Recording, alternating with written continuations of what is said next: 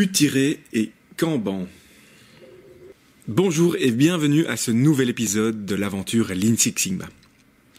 Un des 7 gaspillages, nous l'avons vu, est la surproduction. La surproduction, c'est-à-dire produire plus que ne l'exige la demande, est la conséquence de ce qu'on appelle un flux poussé. Un flux poussé est un mode de gestion de processus qui recherche la rentabilisation maximale de l'outil de production. En gros, des machines tournant à plein régime et qui ne s'arrêtent jamais. Des employés occupés en tout temps. Cette logique engendre des stocks à de nombreux maillons de la chaîne de production et, in fine, à un excédent de produits. C'est un peu comme quelqu'un qui ferait des kilomètres inutiles en voiture pour rentabiliser celle-ci, ou quelqu'un qui ferait des réserves en mangeant sans arrêt sous prétexte que la nourriture est disponible. On comprendra aisément que ce comportement n'est pas optimal. Comment éviter cela ?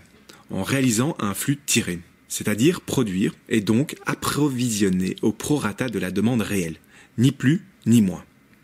Comment réaliser un tel flux ? Très simplement, en utilisant ce qu'on appelle un Kanban.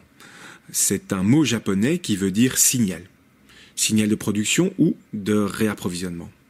Ces Kanban peuvent être, par exemple, sonores ou visuels.